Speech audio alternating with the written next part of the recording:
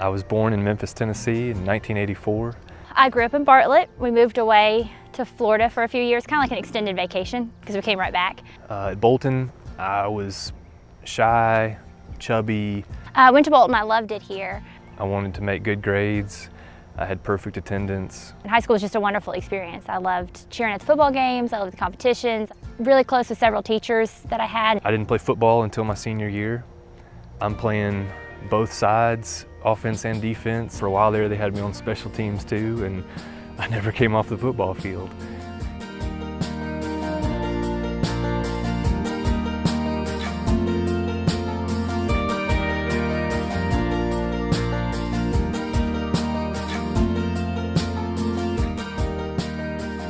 I met Laura. I was working in an assistant principal's office. We haven't had the same study hall, and we're both working in the offices, and I was running around, I'm sure, doing something really important. I wanted to go see her again. I wanted to go talk to her.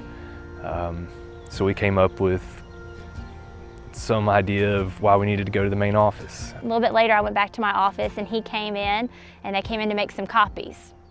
And then I found out that they made copies of blank paper. They didn't have any copies to make. And I just came by, to talk again and see me again.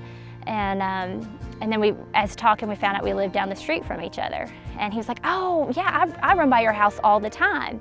We lived in the same neighborhood, kind of two sections of the same neighborhood. And I was like, well, I ran by, I think I told him that I used to run by all the time. And that's really funny because he runs a lot now, but in high school he did not like to run. And so that wasn't true. He had never run by my house. So later that week he happens to be running by like he always does, right? And I was outside and saw him, and we chatted some, and then went on our first date that weekend. That was the only time he ran by my house though.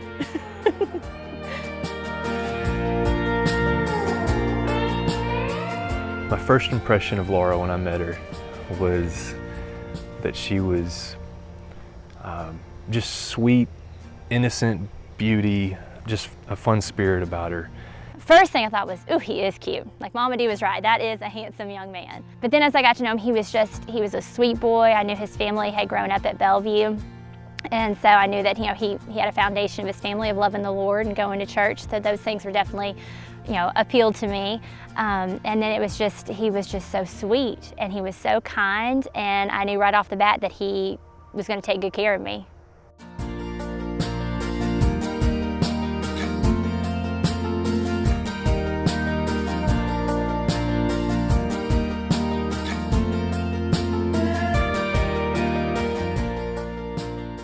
Dating Laura was a lot of fun. We just had fun together. We had a blast. And he was so sweet to always find something for us to do, some kind of activity. From Sunday night, Magical World of Disney on TV. And we would sit there and we would color, and we would watch the, Wonderful World of Disney on Sunday nights and eat ice cream. Homecoming dance for football. Went to the high school formal. Was the winter formal. We went to Paint a Piece. That was one of our big dates that we always did.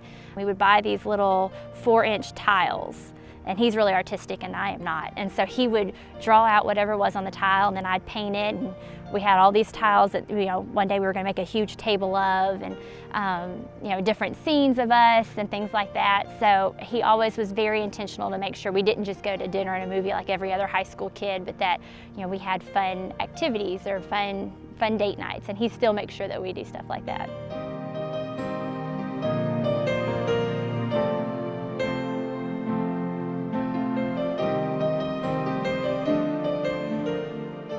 I said I love you first. He said I love you first.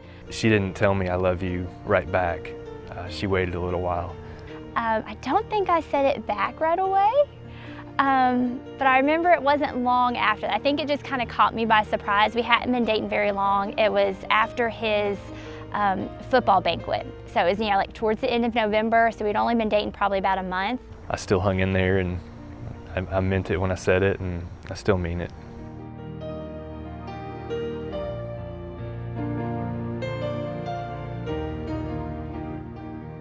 I knew that Laura was the one. We were in high school, we went to college, and I thought for sure from there, we would just stay together. He's continued to come in and out of my life over and over again. That made it 100% like this was the man God wanted me to marry.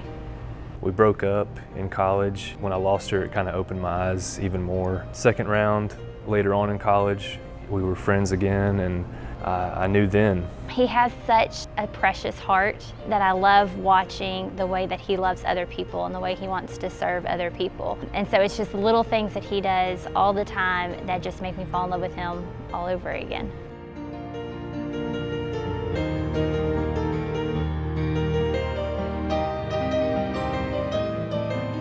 The whole proposal story was super sweet. He had thought everything through, and he got Mama in, and she did. She's a great actress. She was Cinderella and I was her Prince Charming.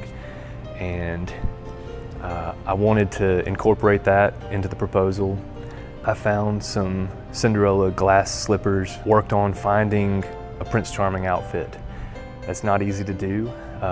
It's hard to find red pants for guys, especially red pants that fit bigger guys. He came over before church on Sunday morning, Easter Sunday, and had a basket, and so I opened up the basket and there are these shoes, and he had bought those, and I thought, well, that's just sweet, you know. And so I put them on, I wore them, and I hadn't really realized it, but when we went looking for Easter dresses, Mom had made sure that I purchased my Easter dress to be the Cinderella blue color, and I just, you know, thought it was a pretty color. I didn't really put together what she was doing.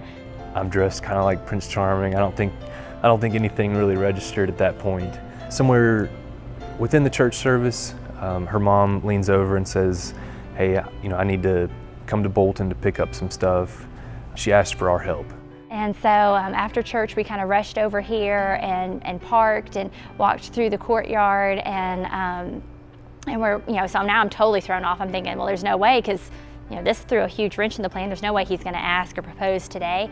And I came around the courtyard, and all of our family was lined up here, and he proposed right here in the courtyard where we met 15 years ago as teenagers.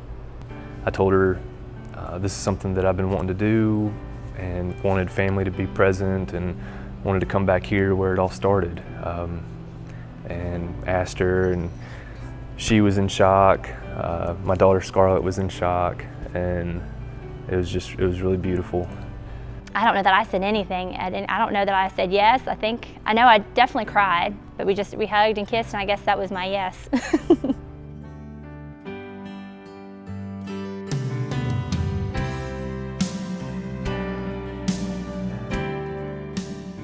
Laura supports me in everything. She's my best friend. He loves me so well. He takes care of me like nobody else ever has. She's great with support with Scarlett. He constantly prays over me and prays for me. Her faith is so strong. It's a breath of fresh air, just loving the Lord together and praying together.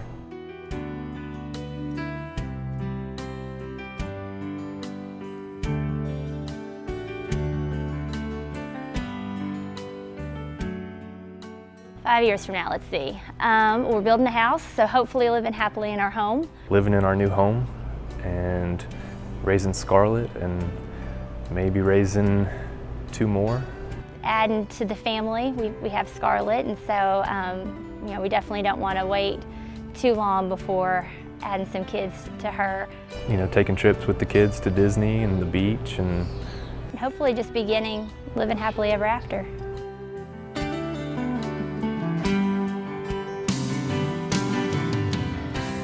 Laura, as we're getting married, there's nobody else I'd rather be with. I am so thankful that the Lord has continued to bring you into my life and has gifted me with you, and I cannot wait to be your wife.